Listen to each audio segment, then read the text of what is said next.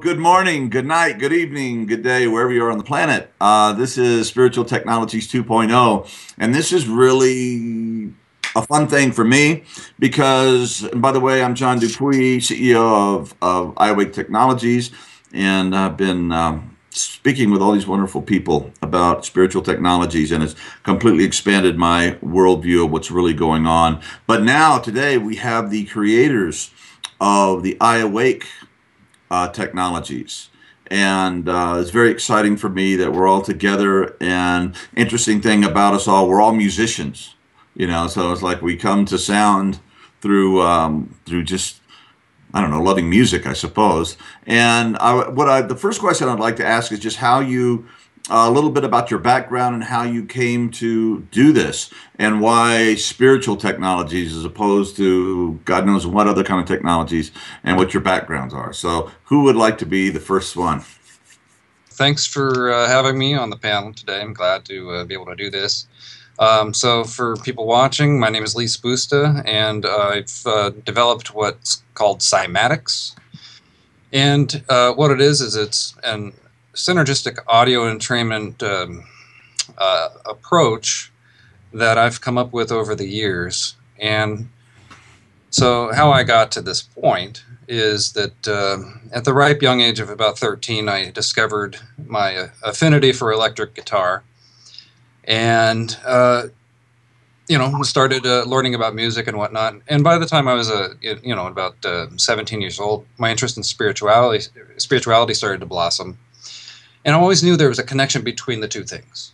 And so that started me off on a path of discovery.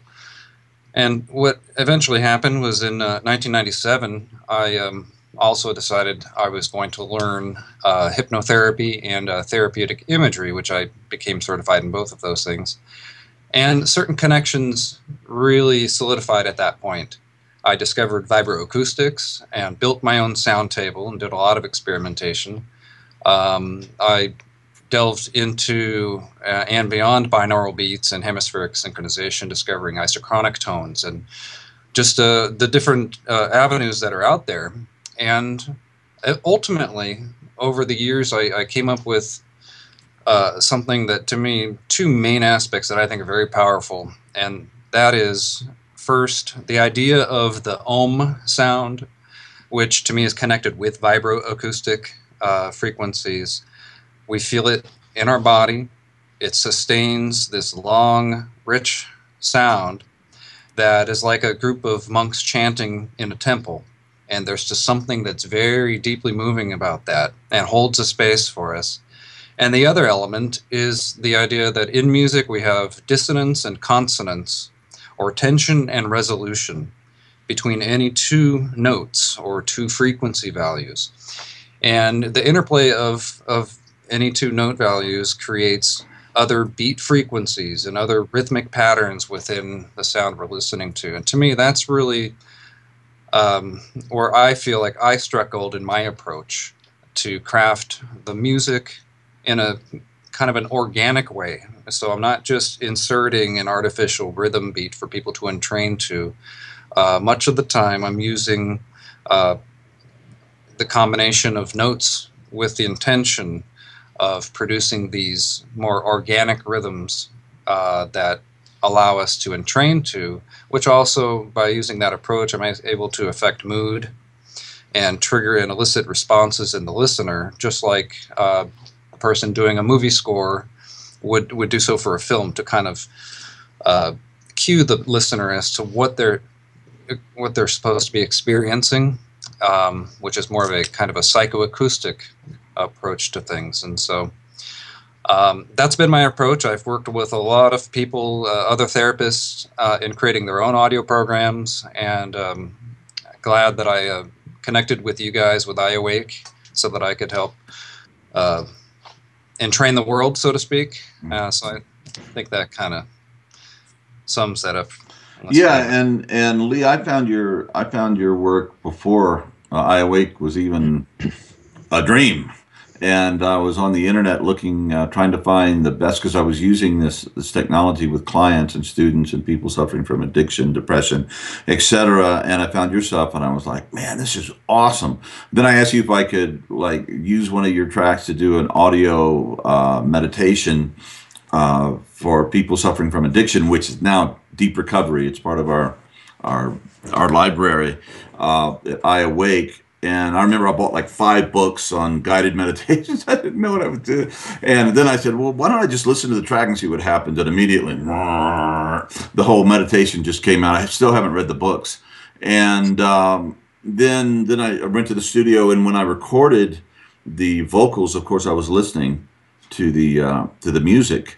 And that got me in this just deep zone. It was just beautiful.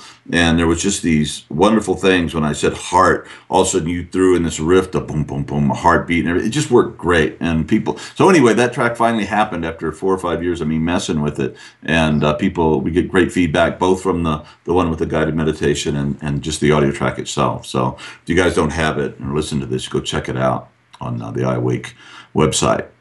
Okay, thank you. Javi. Right. Hello, everybody. So I come more from the arts, as you know. I started playing music when I was a kid, you know, just because my brother, I'm in his room, by the way, so this is quite funny. So my introduction to music was through my brother, who is older than me, and I used to hear the records that he would play here from the other room, which was my room.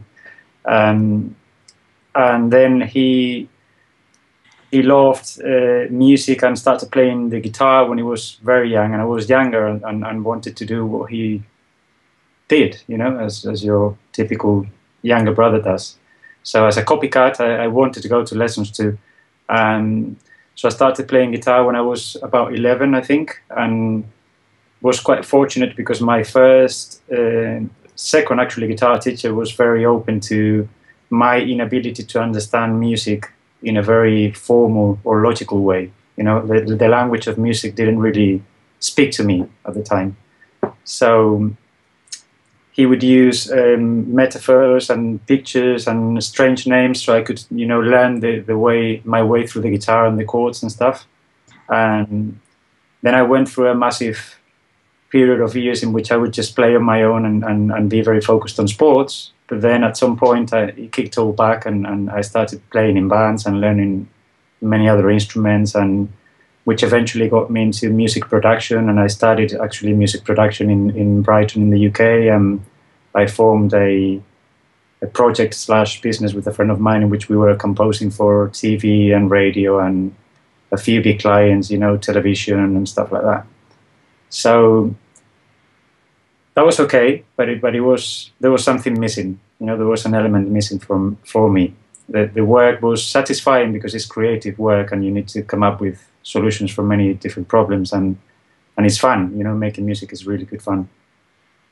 But there was something there that I wasn't totally happy with, and thanks to my more performing arts kind of inclination, I discovered playing music live. But not as in a band, but is in more in a improvisation kind of setting.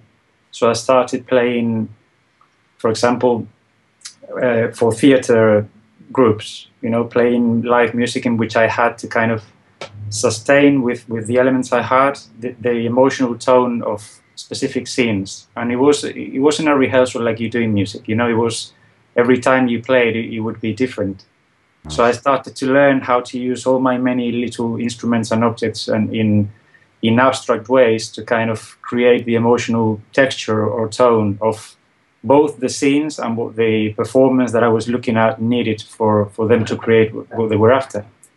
So this started to happen before I came back to Spain. And then when I came back to Spain, this is 5 years ago, now in March, actually, I went through a bit of a personal crisis.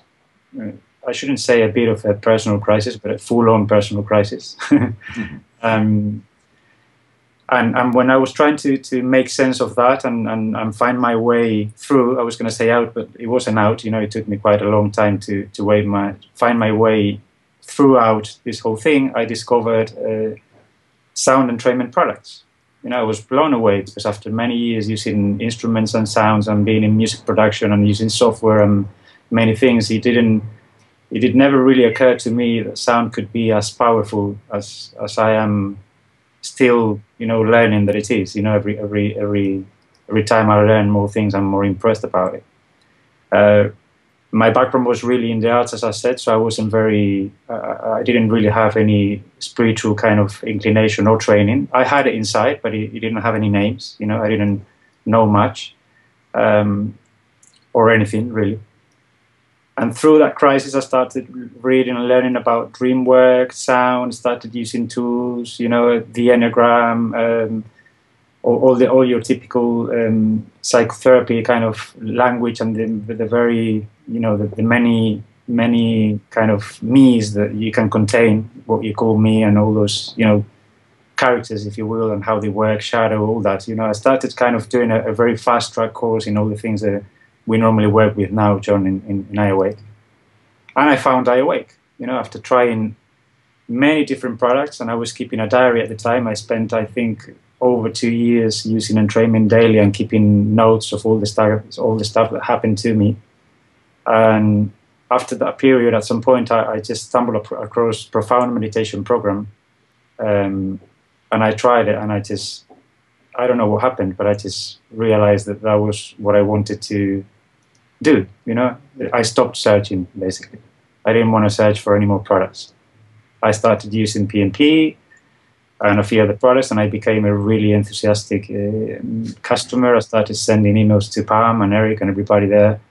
And then at some point, Pam, who is really generous, said to me, well, maybe you can help us with doing alpha testing, because you're mad about all this, and maybe you could contribute. And I joined the alpha testers group, and I stayed there for quite a long time as well. This is probably another 2 years or something, in which part of my working time was dedicated to expressing how I felt using this technology. And then one thing links to this other thing, and all of a sudden I realized that I have the opportunity of using all the tools that I learned through the years, the instruments and the using sound as a texture and the improvisation kind nature of sound, because that's what I like the most, and all the music production skills that I had, from the years in which I was doing more of a engineer kind of work or whatever, and compile it all into creating new technologies, which is, that's what I'm kind of working on now. I call it fractal entrainment. Is very inspired in how nature works, but maybe you will ask us more about that later. And this has been a long introduction already, but yeah, that's how I got into all these more or less. Brilliant. Yeah, hold that thought, and we'll come back to it. Joe, how about you? So, I was thinking, how did I first get into all of this? And I, as a teenager, found myself, initially very, very drawn to Western philosophy, textbooks. There was a university bookshop that, and I was still a teenager at the time, but I would go with my dad about once every couple of weeks and just come back from this bookshop with a pile of secondhand books of Western philosophy. And there was something in me wanting to figure out what the hell this life was and what the hell was going on. And I remember one quote from one of these books was the impulse that draws you to philosophy is the surprise that any of this exists at all. The feeling of there's something strange and weird that all of reality exists, and that some people have more of that inclination, that sense of there's a mystery here. There's a sense of wow at the existence of everything, and that was combined also with a need in myself, I think, to heal. There was a certain I'd experienced certain painful times during that sort of teenage years, and there was I think I was probably a very serious, slightly melancholy type of person. There were things that I wanted to figure out in myself and to heal, and in the process of approaching it all from a very linear Western philosophy kind of way, I began to grow frustrated with this all being so abstract, that there's much more available to us in terms of how we can heal and how we can grow than just ideas and than just reading about things. And I remember opening a magazine once, and I was still a teenager at the time, and there was one of, and I'm sure many of us will have seen these same adverts, a light and sound machine that was there as a full-page advert in, I think it was Focus magazine in the UK.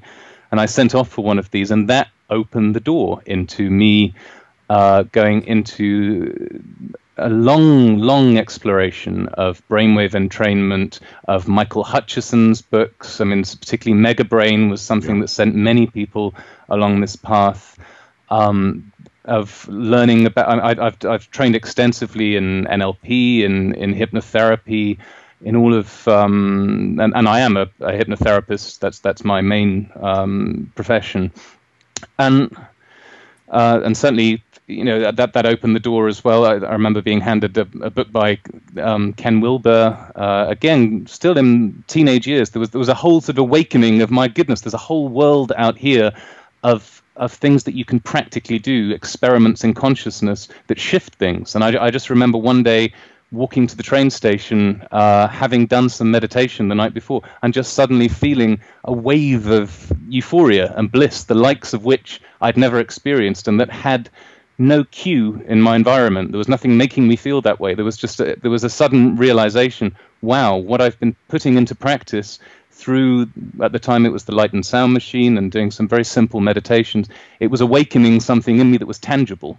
And that's what's really driven me through the years in both the work that I do with people and in creating products, is giving people tangible experiences of something really shifting. That's what the product that I created with you guys, Profound Releasing, that was one of my fundamental aims, of letting people get a felt sense. Because people do, when they begin meditation, they find it sometimes a bit difficult to deal with the monkey mind, the self-doubt of, am I just sitting here wasting my time? Is anything happening? When you get through that stage, there's so many depths to explore, and so many profound experiences of healing and of letting go, and of working in a heart-centered way, of working in a way that's grounded in the lower dantian, and the really centered way, and of combining these different states. And so, there's an urge within me to bring together all of the different experiences that I've had in my own personal development, my own personal explorations into these fields, and to be able to share them with other people through both verbal guided, vocal recordings, and I've done a huge amount of those, and also through working with binaural beats, isochronic sound pulses, things that shift brainwaves into patterns where people can really resonate with this kind of material most effectively. And just one, I know I'm going on a bit here, but I think one final thing that I'd say is, it's, for me, one of the things that most excites me about both meditation, hypnotherapy, about brainwave entrainment, is the way that it allows you to combine states that people don't necessarily normally stumble across in everyday life. I remember at university having what was essentially my first mini out-of-body experience, and that was partly through having very fast brainwave entrainment, sort of beta and gamma brainwave entrainment, whilst dozing off slightly. And that combination of having an alert mind, a mind awake, and a body that was dozing off, triggered something that was unmistakable in me, like the proper Bob Monroe buzzing of the legs and falling out of your body. And again, where there was no sense of it being a nice visualization, this was a, whoa, something is happening here. So that ability to combine mind awake, body asleep, of working in a heart-based way, but also a grounded way, of combining things in that way to create really interesting and profound shifts in both at a personal level and that other people can share.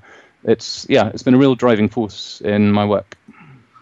Wow, thank you. Very, very eloquent. Very, very cool. Thank you. So last but not least, Nadja Lynn, who is a dear friend of mine, and I don't know, I've stayed with you in Berlin, I don't know, 4 or 5 times over the last 10 years, and I don't know, I just really grew to love you and what you're doing. And Nadja is she's a world-class electronic music producer and writer and author, and this also performing, travels all over the world, putting on shows of this kind of hypnotic trance beat stuff. And I've seen you, I've been there in the room and watched you work, and you're just amazing. You're very good, and the sound quality's super cool. And so when you told me, we were Skyping one time, that you're actually starting to produce meditation stuff, I was like, ding!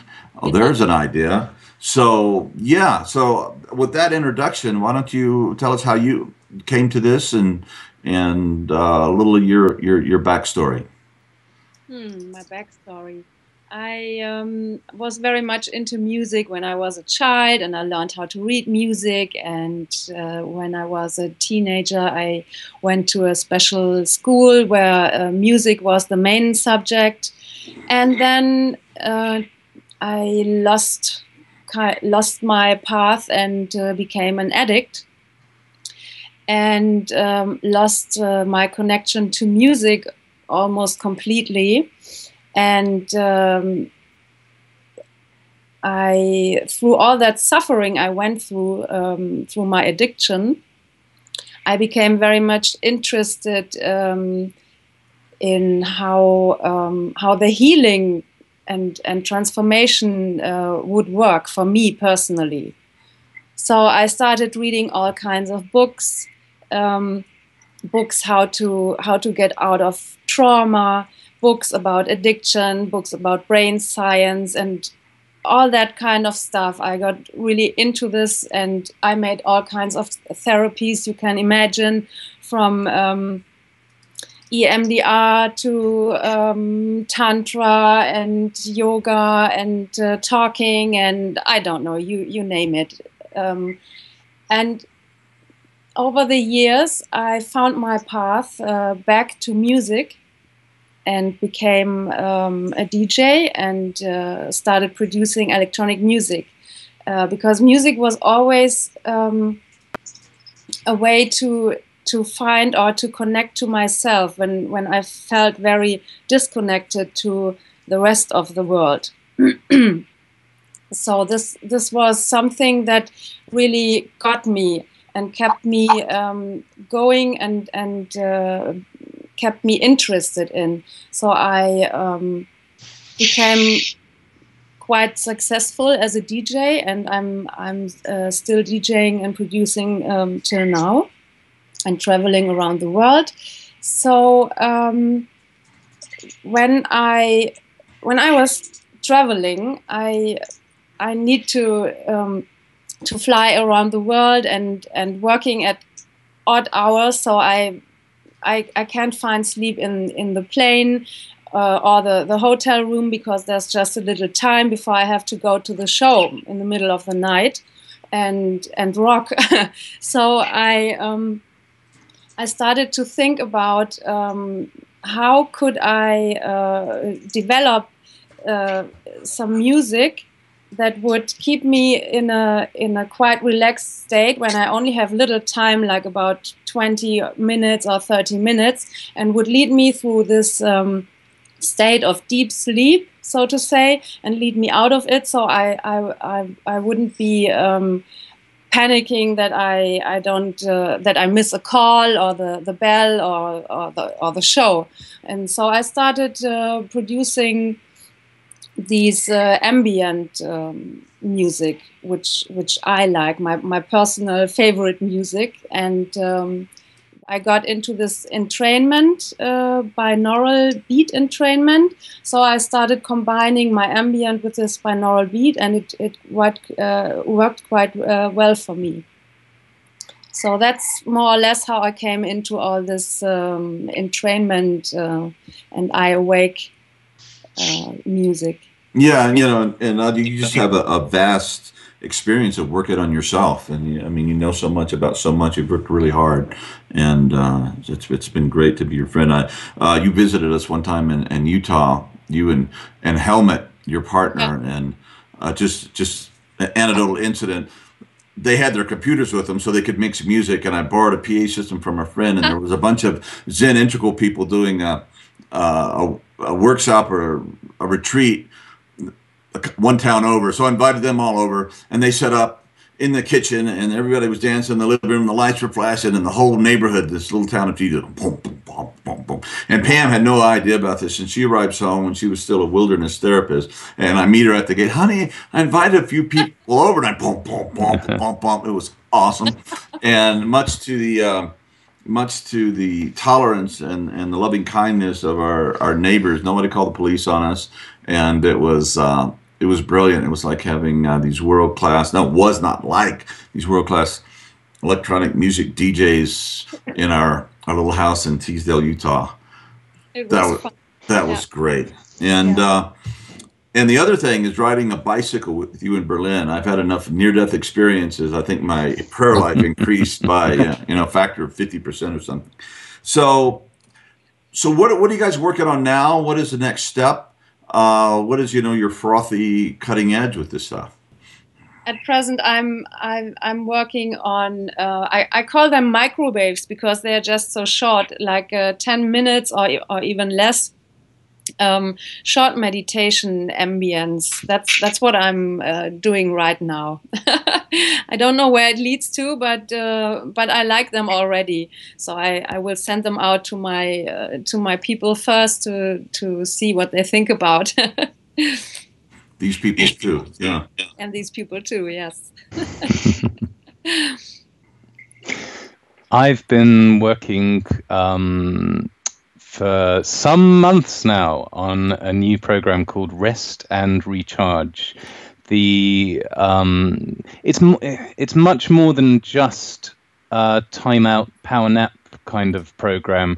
There's a lot that I'm layering into it about enhancing energy levels, about going deeply down, but coming back with real rejuvenated energy, with a sense of strong vitality that flows forward for the rest of the day and beyond. So it's an issue that's close to my heart because I'm a stay-at-home dad on Mondays and Tuesdays. So I get my stamina tested by my toddler, my son, who's coming up to the age of 3, and it already demonstrates more vitality than I do. So I've got to keep up with him, and we also have another baby on the way. So energy is my focus at the moment, and planning ahead to make sure that I have energy for the tasks that I need.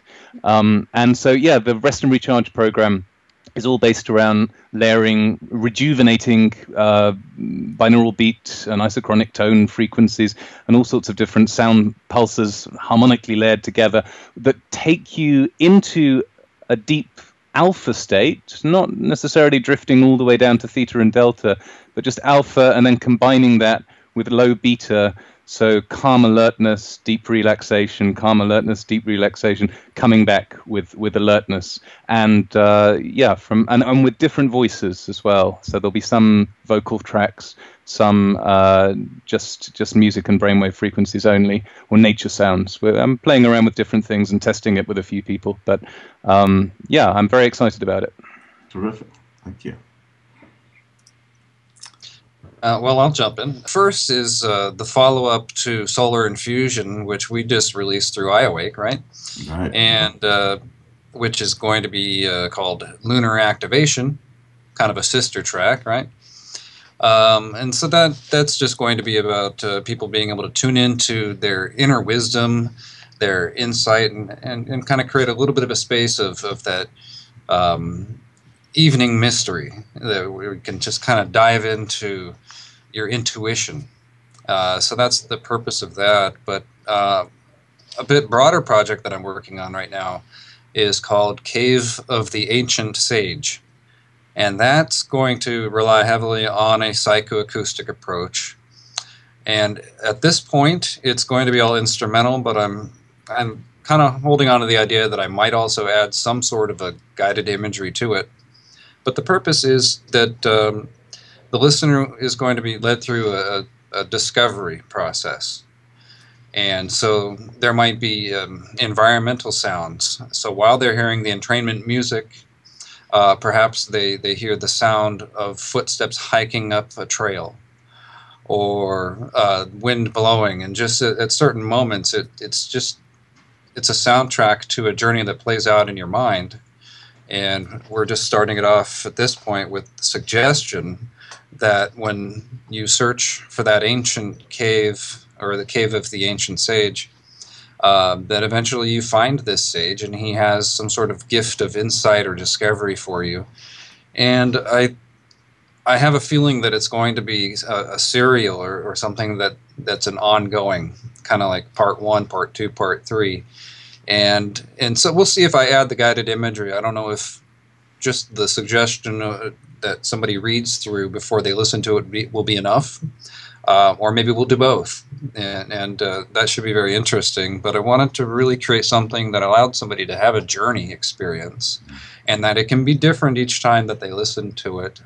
So still providing that deep sense of physical relaxation and emotional calm, and yet that expanded awareness, and something that's like an adventure, like an inner adventure, where you can really discover some inner tools, or that's where it's spontaneous. You know, our higher self, or whatever's at work in our consciousness, can kind of fill in those gaps and have like a hero's journey type of experience. So that's where I'm at right now.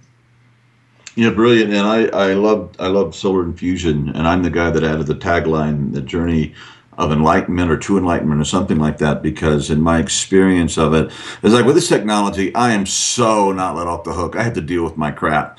You know, my pain of being a human, all the emotional stuff just comes right there. There's not this dissociative, just let's have happy states and let's worry about the other stuff later. I almost always has to pay the guy at the ferry. You know, I have to pay the guy to cross the bridge. I have to go through my pain and my stuff and all my junk before I get to that state of that deeper state of just openness. And that's what solar infusion was for me. I just, you know, here I am again, just processing all these feelings, emotions, grief, anger, whatever it was. And then I come to this point at about 8 minutes or 9 minutes to go, where I would just get this state, this illuminated state, translucent. Maybe that's the language, where I know you guys know what I'm talking about. You just feel this light and warmth, and it's just all really deeply okay, you know. And that's like, wow, it was a great way to start the day, you know. And yeah, let me just say a little about myself. You know, I don't create these tracks besides, you know, some of the guided meditations,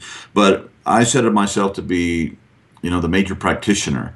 I wanted to make sure that when I was, you know, giving these tracks to others, giving this out to the world, that I was very faithful in my own, you know, individual practice. So it's working on 11 years now that I've been doing this as a daily practice. And, you know, it just made all the difference. Again, like some of you said, I came into this through tremendous pain. And my brother committed suicide. I went into deep depression. I got dumped, I got fired, my dog got ran over, all within about 2 weeks. It was really hard, and I just went into a state where I wanted to die all the time. And I wouldn't do it because my brother had done that. But eventually, when I found this technology, and I was experimenting with HoloSync and your stuff, Leigh, and you know, the stuff that was available, I don't know however long that was, 10 years ago, 11 years ago, first of all, I had this huge, illuminating, you know, non-dual spiritual experience, like bam. And I had spiritual experience. I've been haunted by God my whole life. I think that my first major experience was when I was 11, you know, and so then you come back into your regular ego state and go, well, what happened to God? Or you know, what happened to that? And so those would keep coming. And so I had done again, and I was like, okay, am I enlightened now, or what is this? And it was very informative, brilliant experience, but it just created this kind of inner spaciousness where I could start dealing with all the stuff that all the grief and everything that got me depressed for so long, which took about 9 months. And yeah, it's been just, you know, I've really talked about it in this whole series, but it's changed everything for me. You know, my creativity, my path in my life, my sense of a stabilized spiritual life. In other words, not just flashes here and there, but something that, you know, it's like in your 4-story house, I can only take the elevator, walk up the 4th floor if I want to. I mean, it's always there. And you know, Carl Jung said, well, they asked before he died, do you believe in God? He says, well, no, I know. You know, and I think that's what happens with whatever it is, you know, without all the theological trappings and this and that, but this presence of the divine intelligence and power and loving compassion is just something that just continues to infuse my life, as well as all my own crap. Because like I said, I've never let off the hook. I don't just get to hang out in blissland. I actually have to, you know, sink into the darkness, and that's where I find God. That's where I find this peace and this peace, and also the vocational call to what I'm supposed to be doing with my life. Because for me, meaning, purpose, a path, you know, life was just too screwed up for me to even contemplate with having some sense of not knowing what I'm supposed to be doing from a very deep place, not through some analytical process, from a deep knowing. And it kind of, yeah, I would be crushed by cynicism and pathlessness, I think. And so this practice and your guys' products have really allowed me to do that and hang in the world and hopefully do some good work and, you know, make it a good path to walk. So I, you know, deep bow for what you guys have done and are doing. So I'm working on 2 projects now. One is it could be, or it could become, hopefully, my second offering on fracture entrainment, which I started with the Spark. And this particular work has been developed within a team of scientists and mathematicians and people who are kind of, they did this amazing work on trying to score how change happens in nature, you know, just finding the patterns of change in nature.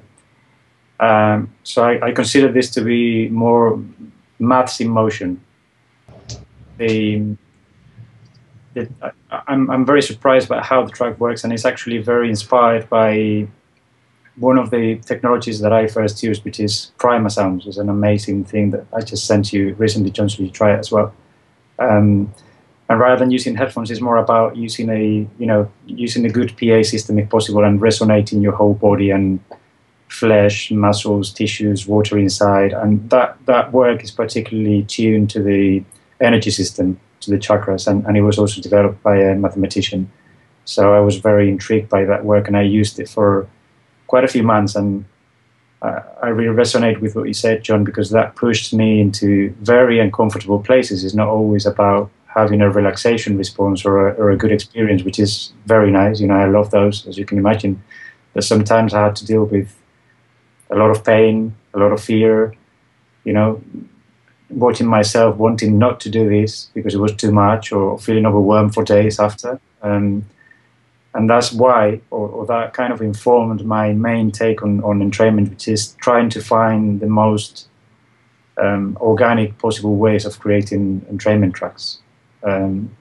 That's how I feel that I can perhaps contribute to the field, you know, doing things in a slightly different way and finding things that are they can still impact you a lot, but they're done in a way that is hopefully more, I don't know, less technological, if you will, although we're using technology, or using technology in a more human way, or I don't know, that's my feeling about it. And then my second project is a beautiful kirtan album that should see the light very soon. And it's quite a challenge as well, because here I have to be as musical as I can. It's a beautiful album. It doesn't need me, you know, but Pam wanted the album to have an entrainment layer as well, and it can really work. I think it's a beautiful idea. It works. So, so my mission here is, how can I create something that tangibly, that you can tangibly experience, especially for people who might not be used to this at all, and still be not an obstacle for the music, which already exists and works in its own ways. So that's how I'm racking my brains as well, or the little brains that I still have working, because each track is different. I need to find the tech for each track as well. It's not that I find a tool then I can apply it to all of the other ones, you know. So that's what I'm working on now. Yeah, it's been interesting to watch. Pam, that's my wife. She's the producer behind the scenes here, but she you know, so this spirituality 2.0 was all her idea, and I was kind of like in one of my maybe not so higher states of consciousness. And I said, well, that's a dumb idea. And she said, well, do you want to help? Oh, sure, I'll help. She dragged me along. And man, as soon as we started doing the interviews, it became apparent that this was the thing to do. And this whole Kirtan album thing, I thought, well, that's a dumb idea. Anyway, and then she just became a self-invented record producer, album producer. And it's just like, I said, this guys can't even sing. How are you going to get some kind of alchemical thing happen? And it's just turning out tremendous. So, you know, big kudos. I mean, in the past, I'd kind of been the creative one in our relationship, and now I'm having a hard time keeping up, which I don't have to do. But anyway, she's in a zone and she's rocking. And I wanted to ask you, Javi, you talked about fractal entrainment. Now I know what a visual fractal is, and it's like the repetition of these little forms over, you know, millions and millions and millions, and create these highly complex, beautiful things. And they say that's how clouds are formed, that's how trees are formed. You find this all in nature. How do you do that with sound? Right. My take on this, and remember, I'm not a scientist, you know, I'm an artist, so there's some latitude, I guess, to what I do, is that if you think of basically change seems to happen in ways that are very similar, but they're always different. That's what fractals mean to me, essentially. You know, the change is, of course, we all have an experience of winter, but if each winter is different. It's the same as whatever you think about. You know, each moment is different. Each river is different. You know, there's that really famous sentence by whoever, that you don't step in the same river twice. And then in nature, it seems that when you take some perspective, there is some order to change that you could only see by taking that kind of perspective. Like if you know, same as if you go up to a mountain and you see the city from above, you will only see how it's arranged if you can take perspective. So I just found all those concepts fascinating and food for thought. So I can kind of translate all that, which is, there's a lot of poetry to that as well in my understanding of it, because as I said, I'm not a scientist, so I can only tap into all that from very specific places. And when I get really inspired by those kind of ideas, or it could be texture, as I said at the beginning as well, I just try to translate it into sound. For example, as a practical example, in the Spark, the track that I developed for iAwake, what I tried was to create a soundscape that would be ever changing from minute one to when it finishes or you press stop because you can't stand it anymore. And so, you know, I was very used to sound being used in the ways that we're all familiar with. You know, for example, rain or a river, stream, or maybe more musical sounds. And I found that maybe I could create many different layers of a similar, very textured sound that you could, you know, something that would be familiar enough, but you wouldn't quite know what it was. So I used the sound of sparklers, and I arranged them in ways in which all the relationships between the many layers that the track has were in proportion, so they would be consistent with the golden mean and, you know, the proportions of harmony in nature. Mm-hmm. Then I wanted to create a sound environment that was alive, you know, there are many ways of creating entrainment, and we're all here very good at finding unique ways of doing that. For example, even monotonous stimuli can get you really deep, you know. So I'm not claiming that this is the way forward. It's just one way. But I was very inspired by trying to create elements that were as alive as things are in nature, even though you might be able to predict that, you know, winter is about to go away and spring is around the corner, you know. And we're probably right if we say that spring is around the corner, but we don't know what that means or how it's going to be. So I don't know if I managed to explain it, but I hope so. Well, you managed to let everybody know that you know what you're doing. I don't always understand all this stuff myself, but what I understand is the effects of it, the phenomenological changes I see in myself and the clients and the students that I've worked with over the years. And of course, being, you know, the CEO of iAwake, you have all these people sending you, you know, emails and you know, when I go to conferences, they come up and thank me for your guys' work. But anyway, at least that I sponsored it. And I was just thinking, Javi, as you were speaking, that, you know, we talk about, you know, what is the purpose of this type of technology and this type of practice? Well, first of all, we engender deep meditative healing states where we can release, have spiritual deepening, increase creativity, intellect, myriad things that this technology does.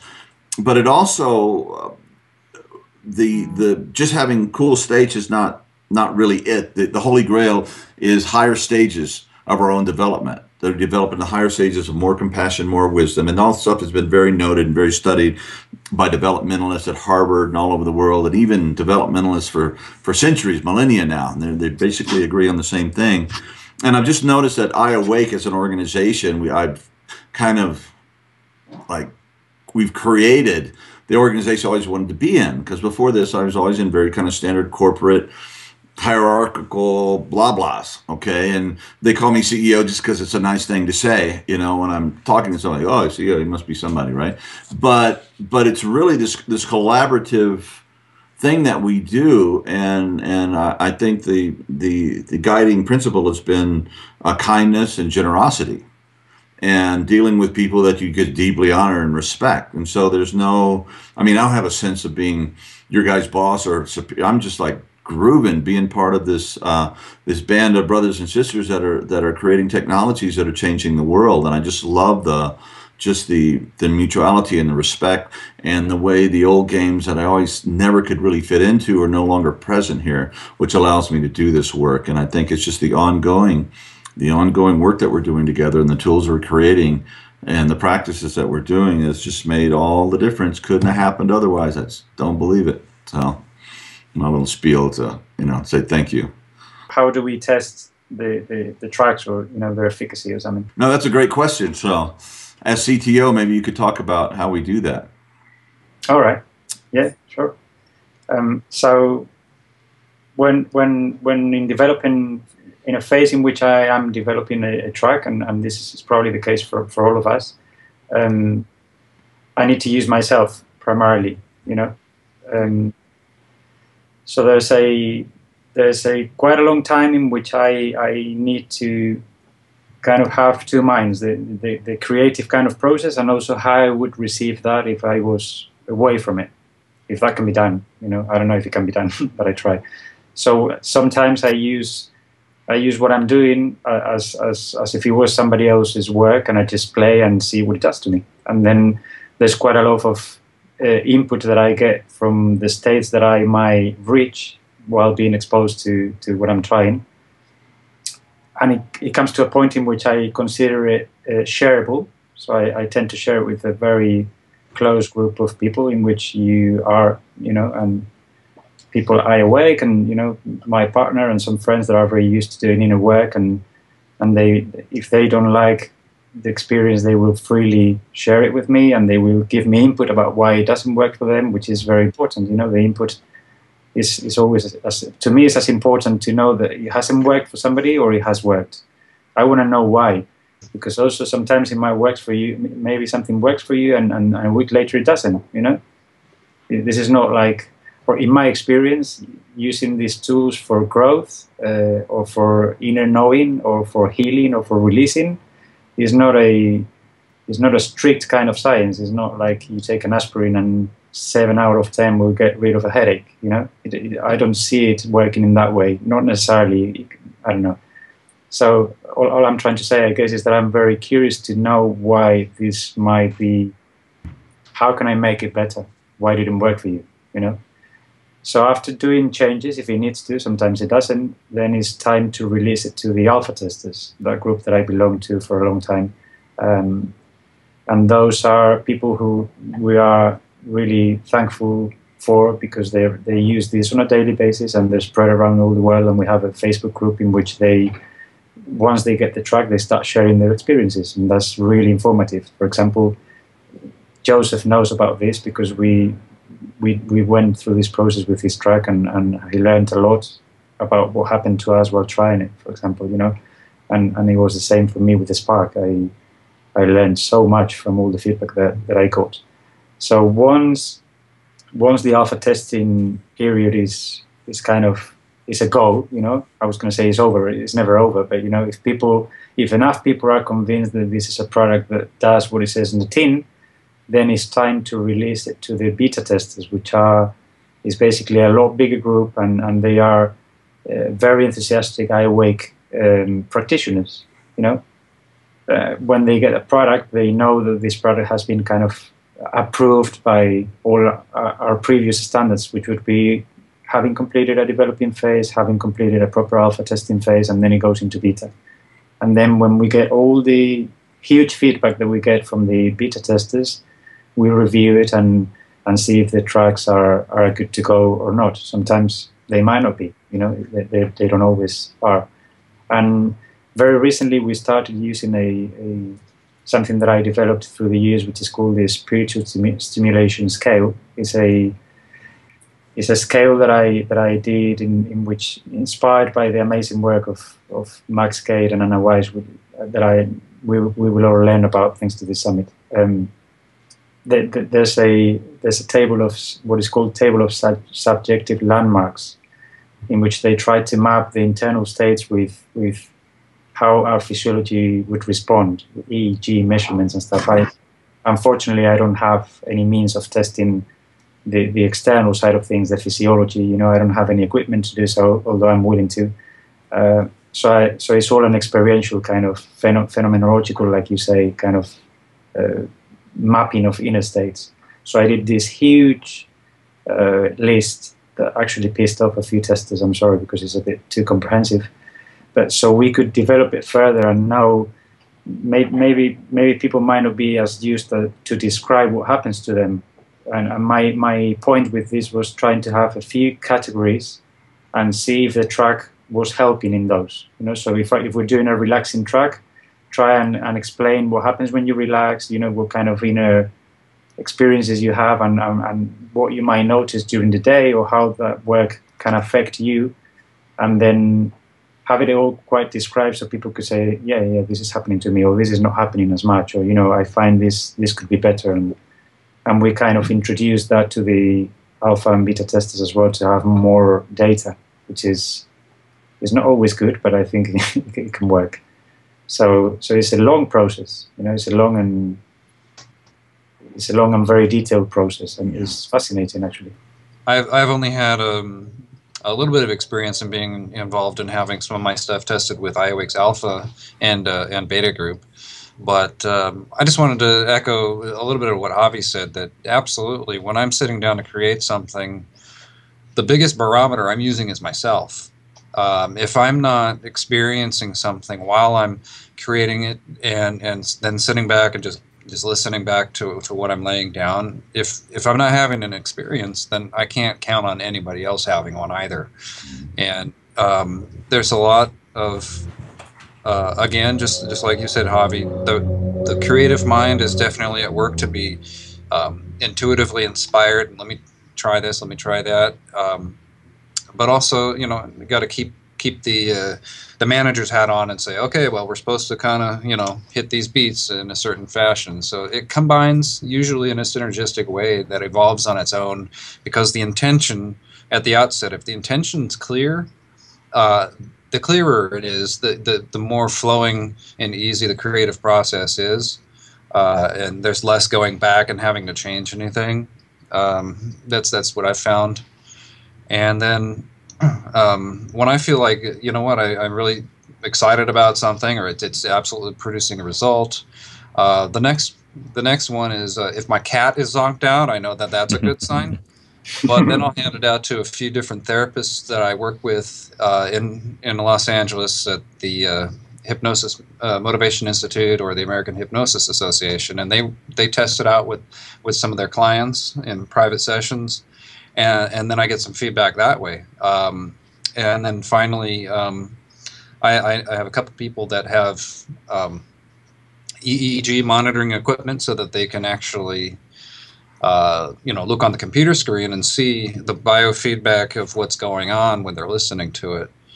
And that's like the final confirmation. If, like, for instance, with Deep Delta, I had my intention and I created everything the way I felt that it needed to be, but there was still that slight hesitation about calling it Deep Delta until I knew that yeah, it's producing that. And so a colleague of mine, Joe Tabanella, has the biofeedback EEG equipment, and so I handed it off to him, and he gave me the feedback. He said, yeah, actually, it's him and another colleague of mine, both of them gave me the same feedback, that it within a period of 5 minutes, which sounds fast, because we used to think that you had to ramp down frequencies and you had to listen to like this 30 or 40 minute track before you could expect to get into a delta state. But I never really believed that was true. And then through the EEG feedback, we found out that it's not true, that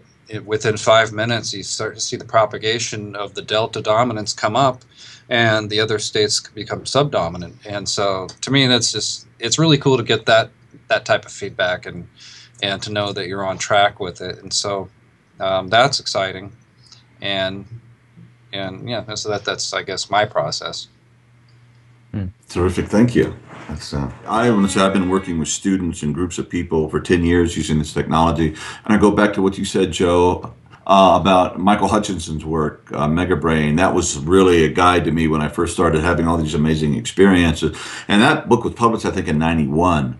So, and he was just scanning what was going on back there, and I guess in the late 80s and 1990, before he wrote this book. There was a lot going on. And if you go to Wikipedia and do binaural beats or binaural brain entrainment, and there's tons of research articles that have been done over the decades that just say, this is really having major effects. Yes, brainwave changing, and these are the effects we're seeing. And of course, with my clients, I don't work with somebody if they don't want to do the work. In other words, it's like, there's probably better talking therapists than me around. So, but if you want to do the practice and work together, and I've just seen this just dramatic deepening in extraordinarily short periods of time, clinically speaking, where clients begin to develop this inner mindfulness and work through their stuff and work through their limiting stories and ideas about themselves and reality. And it's just been for a counselor or a therapist, it's just a wonderful tool. And of course, I think it necessitates that the counselor or the therapist has to do their own work. In other words, you can't lead where you're not willing to tread yourself. And so, but in the work together or in groups, I've just seen this amazing deepening thing. And instead of preaching to people about spirituality or giving them really difficult meditation practices they don't stick with, you start to see the results in a very short period of time. And it goes back to what Ken was talking about, the democratizing of this spiritual awakening. If we're willing to use it now, we can actually do it. So yeah, my proof has been in the alleviation of ignorant, needless suffering in the people I've been working with, and in myself, over this last 10-year period. So, and echoing what Leigh and Javi was saying, and you, John. So, I'm the barometer in the initial stages very much. I have a select group of colleagues and friends who I'll send stuff across to and say, test this out.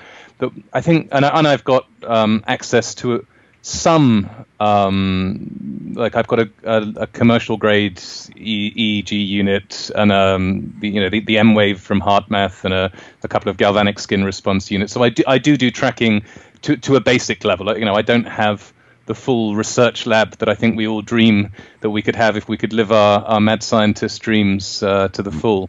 But the most important thing, and something that I think every one of the iAwake products succeeds at, is creating a track that not only has an effect on someone, but that continues to have an effect over time with repeated use. And that's one of the advantages of having a significant long-term testing phase. And it's one of the advantages of combining different entrainment methods together. And as Javi did with the spark of endlessly shifting layered sounds that the brain doesn't tune out or get bored of, because there's always something piquing your interest, something. That's what I found most effective in doing audio brainwave entrainment, and it's why I continue to use pretty much exclusively iAwake products myself in my own work. And it's something that I layered into the profound releasing work as well, of something that will continue to entrain people 3 months later, 6 months later, 3 years later, 6 years later. So by combining this technology in just the right way, that it continues to entrain the brain and continues to be something that can grow with you as a tool that you can use for life. Well, that's why it's been such a pleasure and a privilege working with you guys. It really has. You know, and I'll just add, you know, back in the 80s or 70s when they first started discovering binaural beats, you know, and this, and did a little different in this ear, and it could take people and train people to these deep brainwave states. You guys have taken that basic technology and you could have stuck with it, you know, because it isn't effective. It's a pretty powerful technology, but you just so evolved it. I mean, it's so much more sophisticated and so much more effective. It's just incredible to see what you guys are doing, and you never even stop to think, you as individuals, and I know you all, is like, oh, this is good enough or something. There's just constantly just, and as you play with the technology, create the technology, somehow you just keep doing it better and deeper. You know, it's really been an extraordinary thing to participate in as a practitioner, a serious practitioner, and educator about these technologies. But just to watch it, we are in a just a really cool golden age of something here, of brain entrainment, of brain transformation using audio sounds. It's phenomenal. It's opening up so much hope and light, you know, for generations to come, and you know, and the people that are here now, and maybe that all our ancestors, all their work and all their struggles weren't in vain. We can start getting healthier and happier and waking up and being, you know, wiser in how we use the experience of being alive on this planet, you know. So Nadja, my dear, I know it's really late in Berlin. I appreciate you hanging out with us here. But then again, in your line of work, maybe you know, this is just when you start going. So anything you wanted to add to this? Yes, I just think it's funny because when I started producing all these ambient binaural tracks, I sent them to my very close friends to test them, and I tested them myself, of course. And then I sent them out through my promotion pool, because I'm running a label, Lucid Flow, in Berlin for electronic music, like more techno, deep techno.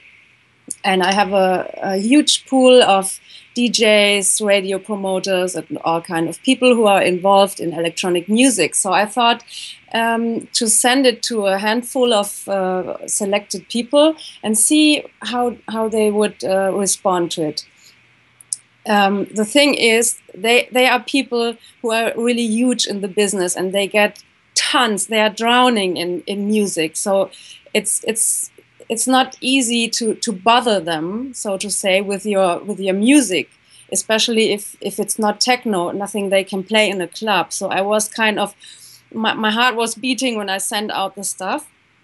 And the funny thing was that first they responded in a very kind and nice and good way, and they even asked me some weeks or months later for new stuff, which is a very good sign, because ambient music has absolutely nothing to do with what they need for their work. But they kept on asking me, and they gave it to other colleagues and friends, and they also kept on asking me for new stuff because they really liked what they heard. And they even wrote to me, one DJ wrote to me, you honestly saved my tour, because he couldn't find time to relax, or he couldn't sleep anymore, and he said, you really saved my last tour. So this was kind of a nice response, which kept me going on, and was kind of, yeah, I saw that it really works, not only for me, but for people who I didn't know that well. Yeah. And Nadja, your music, even your non-entrainment music, your techno music, is just something that I've fallen in love with over the years, and it's something I totally wasn't into until I met you, and I got to listen to it and saw you actually, in the process of creating it.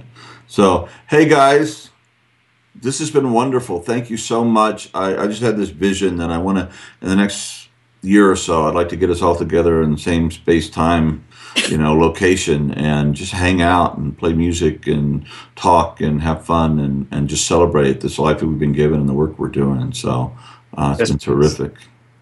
The iAwake Cafe. right. No, every time I get together with you guys, individually or personally, it's just, individually or in groups, it's just been such a wonderful field experience that we create when we get together, and also via all over the world, via the internet and this subtle energy stuff. And again, this is all because of the internet and because of the times we live in. These are all subtle energy products that can be sent, with very little carbon, foot stomping all over the world where people need it. And as long as you have an internet and a computer, and maybe a pair of headphones, you can get in on the revolution. So it's just really pretty exciting stuff. And so anybody have anything else they'd like to say in closing? Love the fact that all of us are working towards very similar or the same goals, and that it feels like we all understand the idea of the intention, the vibration of the universe and existence, and the effect that has on people to be so transformative. It's great that we're all able to link together on that, and so I'm fortunate to be able to work with you guys. Hey, one thing, maybe we should try and do a combined track, all of us working in one. That's something I would personally love to. I think that'd be awesome. Really cool idea. Terrific. Yeah. Nice. All right, I'll get you guys together. I'll take that on. Hey, thank you so much. God bless. Thank Talk to you soon. Thank you. Thanks so much. You all.